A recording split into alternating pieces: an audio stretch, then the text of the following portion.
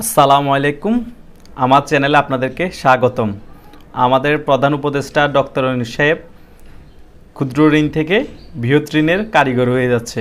কারণ আমাদের বাংলাদেশে 2019 সালে ঋণ ছিল প্রায় 50 বিলিয়নের মতো এবং 2023 সালে এসে ঠেকে তা 100 বিলিয়নের মতো।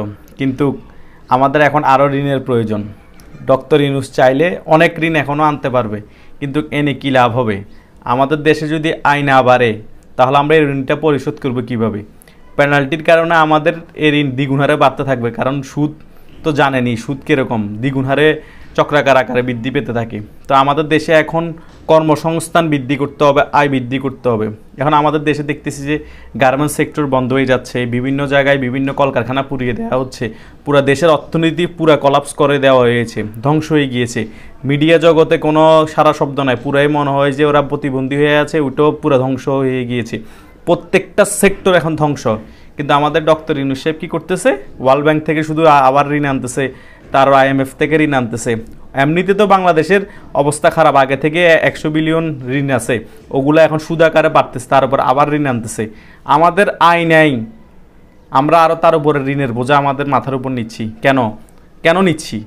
কোনো ফায়দা হচ্ছে? কি ফায়দা হচ্ছে? হ্যাঁ, দেশের মধ্যে আপনার দেশটাকে ঋণ এনে চালালেন, কিন্তু ঋণটা পরে পরিশোধ করতে পারলেন না, পরে যদি সুদ আরও বাড়তে থাকবে, পরে ওই ঋণটা পরিশোধ না করতে পারলে আরও সুদ বাড়তে থাকবে। এভাবে করে আমরা পুরো পেশারে থাকবো।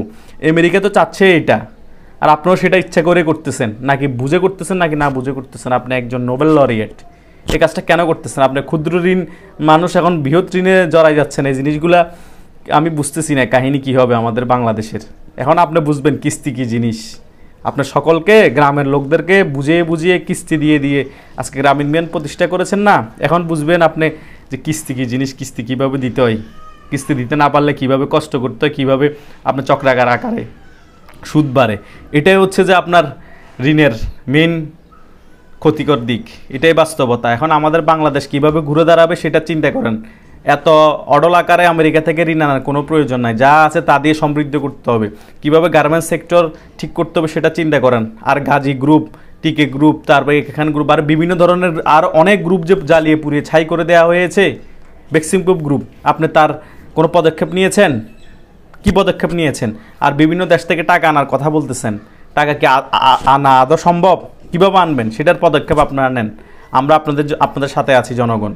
আর আপনি ক্ষুদ্র ঋণের মানুষ বৃহৎ ঋণে যখন জড়াই গিয়েছেন, কীভাবে আপনি উত্তরণ হন আমরা দেখব। কিন্তু অতিরিক্ত আকারে আপনি আমেরিকা থেকে ঋণ আনার কোনো প্রয়োজন নেই। দেশকে আমাদের দেশের মানুষের কারণে হলেও আপনার দেশকে দেশের মানুষের টাকা দিয়ে চালানোর চেষ্টা করেন। যা ঋণ আছে তা অতিরিক্ত আনার দরকার নেই, প্রয়োজনের মতো আনেন। কারণ আমেরিকা আমাদেরকে ঋণের বোঝা মাথায় চাপায় দিয়ে দেশটা খেয়ে ফেলার প্ল্যানিংয়ে আছে, সেটা আপনিও জানেন, আমরা সকলেই বুঝতে পারতেছি। আমেরিকা আপনাকে যেভাবে আদর দেখাচ্ছে, ছেলের মতো যে ভালোবাসা দেখালো আপনাকে আমেরিকা, এরকম কোনো রাষ্ট্র প্রতিজ্ঞ অন্য অন্য দেশের কাউরে দেখাইছে বলে আমার মনে হয়। আপনি তো প্রধানমন্ত্রীও না, আপনি তো প্রধান উপদেষ্টা, মানে প্রধানমন্ত্রীর সমতুল্য। এটাই তো বাস্তবতা, তাই না? আমেরিকা কিছু নেওয়ার আগে এভাবে মানুষকে হাত বুলে দেয় মাথার উপর, তারপর সব খাই ফেলে। পাকিস্তান দেখেন না অবস্থা, পাকিস্তানকে এরকম আদর আপ্যায়ন করেছে, পাকিস্তান আজকে থালা নিয়ে বসে গেছে। তো আমাদেরও মনে হয় সামনে এটা হবে, মনে হয় আমরাও থালা নিয়ে বসবো। তাই আপনি এত ঋণের বোঝা আমাদের বাংলাদেশের উপর চাপার কোনো দরকার নাই। কারণ ইন্ডিয়ার কাছ থেকে আমরা ঋণ নিচ্ছি, চায়নার কাছ থেকে নিচ্ছি, রাশিয়ার কাছ থেকে নিচ্ছি, আমেরিকার কাছ থেকে এখন নিচ্ছি, সবার উপর শুধু ঋণ। এখন আমেরিকা আমাদেরকে আরও 10 গুণ ঋণ দেওয়ার জন্য বসে আছে। আমেরিকার টাকার অভাব নাই, ওদের ডলার, বুঝেন না? তাই আপনি জিনিসগুলো সিস্টেমেটিকভাবে বুঝে একটু কাজগুলো করেন। আমরা কিন্তু সব বুঝতে পারতেছি প্ল্যানিং আগে সামনে কি হবে, যাতে এটা না দেখতে হয় আমাদের বাঙালিকে, আমেরিকা আমাদের দেশটাকে চুষে না খেতে পারে। এটাই আমরা আশা করব আপনার কাছ থেকে। ধন্যবাদ।